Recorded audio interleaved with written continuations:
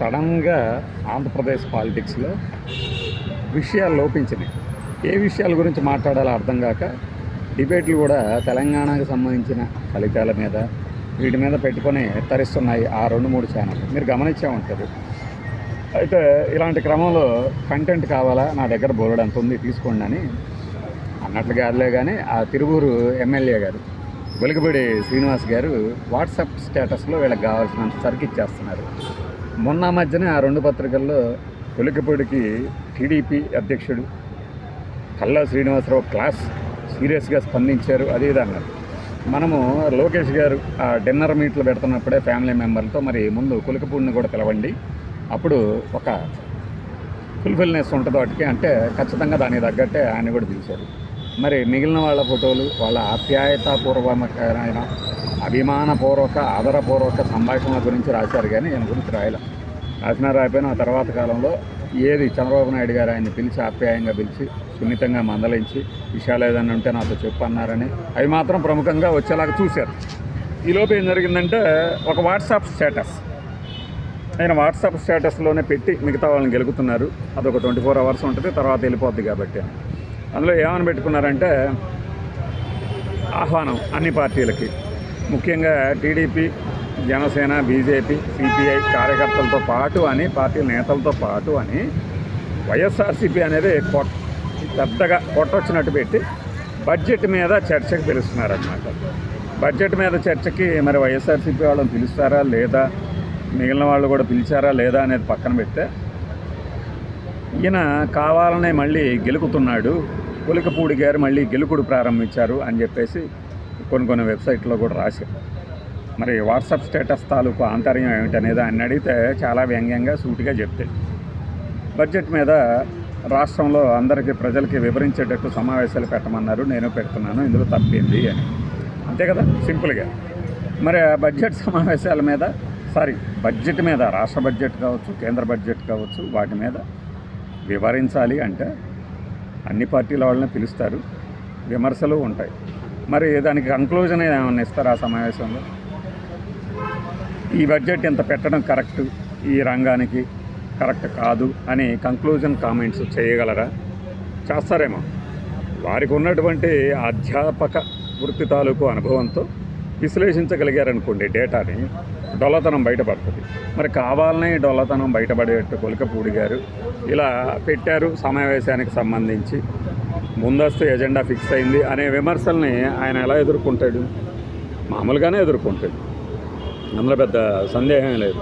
అయితే రాబోయే ఎన్నికలు అనడం చాలా దూరమైన మాట, కానీ ముగిసిన ఎన్నికల తర్వాత ఆయన వైఖరి పార్టీలోని లేదంటే ఆయనకి టికెట్ ఇప్పించడంలో ముఖ్యంగా కృషి చేసిన కేసినేని శివనాథ్ అనబడు విజయవాడ ఎంపీ గారి పాత్ర ఉంటే, లేదు అసలు ఆయనతో మాకు సంబంధమే లేదు, ఇన్ని డబ్బులు మేమే ఇచ్చాం, వాళ్ళ దగ్గర వీళ్ళ దగ్గర తీసుకొని నేను విమర్శించినప్పుడు ఆ తర్వాత టికెట్ ఇక ఇస్తారు, తీసుకుంటారు అనే లెక్కలైతే లేవు. పైగా ప్రత్యర్థి వర్గంగా భావించే వీళ్ళు ఆయన మీద విమర్శలు కూడా, సాయంత్రం అయితే వైఎస్ఆర్సీపీ లీడర్లతో తిరుగుతుంటారు అని. ఏ వైఎస్ఆర్సీపీ లీడర్లు మనుషులు కాదా? పల్లెటూరులో ఊరల్లో ఉండేవాళ్ళు అందరూ పార్టీలు వేరైతే కొట్టుకొని చేస్తూ ఉంటారా ఏంటి? కలిసి తిరగడం తప్పేముంది? లేదు, వాళ్ళు చెప్పినట్టు నడిస్తే తప్పేమో, పార్టీ లైన్ ఇది, నువ్వు అవతల పార్టీ లైన్ ప్రకారం మాట్లాడుతున్నావు అంటే తప్పేమో, కానీ అనడం కరెక్ట్ ఏమో, కానీ తిరగొద్దు అనడం కరెక్ట్ కాదుగా. ఎందుకంటే ఈరోజు ఈ పార్టీలో ఉంటారు, రేపు ఇంకో పార్టీలో ఉంటారు కార్యకర్తలు కూడా లీడర్లతో పాటే. ఆ క్రమంలో దాని గురించి ఆక్షేపణ వచ్చినప్పుడు సీనియర్లు ఎట్లా నడుచుకోవాలో చెప్తే నేను సరిదిద్దుకుంటా అని వ్యంగ్యంగానే అని ఉంటుంది. మరి ఇప్పుడు ఏం జరుగుతుంది ఆ మీటింగ్లో? వెలుగుపూడి శ్రీనివాస్ గారు ఆ బడ్జెట్ గురించి ఏం మాట్లాడబోతున్నారు? నిరుద్యోగ యువతకి నిరుద్యోగ భృతి 3,000 రూపాయల కేటాయింపు గురించి ప్రస్తావన లేదే ఈ బడ్జెట్లో. 20 లక్షల ఉద్యోగాలు రాబోతున్నాయన్నారే కానీ వచ్చినాయని చెప్పలేదే. వీటి గురించి కానీ పల్లె కన్నీరెడుతోంది అని చెప్పి అంతకుముందు పెట్టిన ఆయన వాట్సాప్ స్టేటస్ కానీ వీటన్నిటి మీద బడ్జెట్ని సాకుగా చేసుకొని అన్ని పార్టీల ముందు కుండబద్దలు కొట్టబోతున్నారా? కులికపూడి గారు కుండబద్దలు కొట్టబోతున్నారా? లేదంటే మామూలుగా టీ కప్పుల తుఫాన్ లాగానే మిగిలిపోతుందా? పాలిటిక్స్కి సంబంధించి ఇప్పుడు ఆ 2-3 ఛానళ్ళు ఉన్నాయి కదా, ఆ డంకా భజించాయి. ఆ డంకాకేమో ఇప్పుడు కంటెంట్ లేదు. 3-4 రోజుల నుంచి చూడండి, అక్కడ జగన్మోహన్ రెడ్డి మాట్లాడట్లా, చంద్రబాబు గారి పాలిటిక్స్ ఏం లేవు, లడ్డూది సమస్య పోయింది అంతే కదా. వారం కదా, అంత అన్నారు ఇంత అన్నారు, అంత ఎత్తెగిరారు కింద పడ్డారు. ఇప్పుడు ఏమైంది? ఏం లేదు, దాని గురించి మాట్లాడటానికి సోర్స్ లేదు.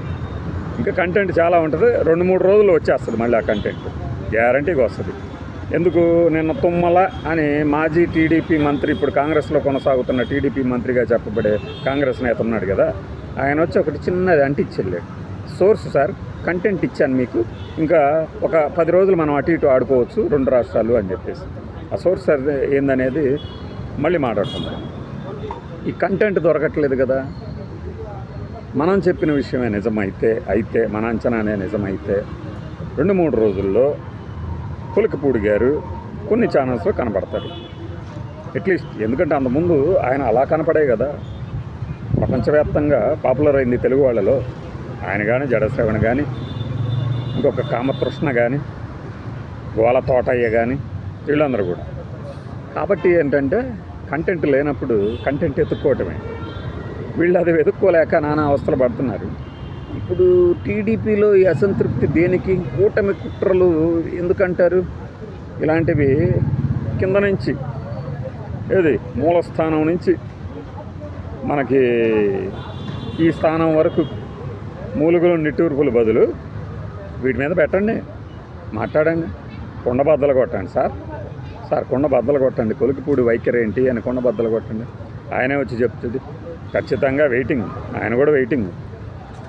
నేను చెప్పినట్లు ఆ 2-3 ఛానల్స్లో కనుక ఆయన కనపడితే మీరు కన్ఫామ్గా చెప్పుకోవచ్చు, ఒక రాజకీయమైనటువంటి పరోక్ష ఒప్పందాలు అవి.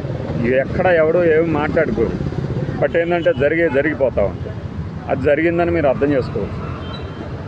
సో మన వైఖరి దీనికి భిన్నంగా ఉండబోతుంది అని రఘురామకృష్ణరాజు అంతేగా అప్పట్లో బయటకు వచ్చేసాడు, ఇష్యూ బేస్డ్గా మాట్లాడుతూ ఉన్నాడు. ఇప్పుడు కూడా పాపం చాలా రోజులు మాట్లాడారు. మరి రాష్ట్రపతి కార్యాలయం నుంచి ఇలాంటివి చేయొచ్చా చేయకూడదా, అసలు ఏం జరుగుతుంది అక్కడ, ఒక వివరణ కోరండి అన్న తర్వాత ఏ ఇష్యూ మీద మాట్లాడట్లేదు. నాకు తెలిసి ఇకపై కొన్ని రోజులు ఇలానే మాట్లాడకపోవచ్చు. అయితే ఈ పిచ్చి వేదాలకు తెలియదు ఏంటంటే అని మొదలు పెడతాడు కదా. ఎందుకు మొదలు పెట్టట్లు? అంబటి రాంబాబుని లోపల పడేశారు అనే ఇష్యూ మీద అతన్నే తీసుకొచ్చి కూర్చోబెడతారు అనుకున్నారు కదా, తెగ్గేదిలే అన్న దాని మీద కూడా మరి ఎందుకు మాట్లాడట్లేదంటే ఒక చోట నుంచి ఒక చోటకి వివరణ అడిగారు కాదు. మరి ఇక్కడ ఈ వ్యక్తి కూడా గతంలో అలా పార్టీలకు సంబంధం లేకుండా చేసి ఇప్పుడు పార్టీలో జాయిన్ అయ్యి ఇమడలేకపోతున్న కొలికపూడి గారి రాజకీయ బడ్జెట్ ప్రసంగం లేదంటే బడ్జెట్పై చర్చ కోసం అందరూ ఎదురు చూస్తున్నారు. ఆ ఛానళ్ళు ముఖ్యంగా చెవులు రెక్కిచ్చి మరి కళ్ళు విప్పార్చి మరీ చూస్తుంటాయి ఏం చేయాలి అని.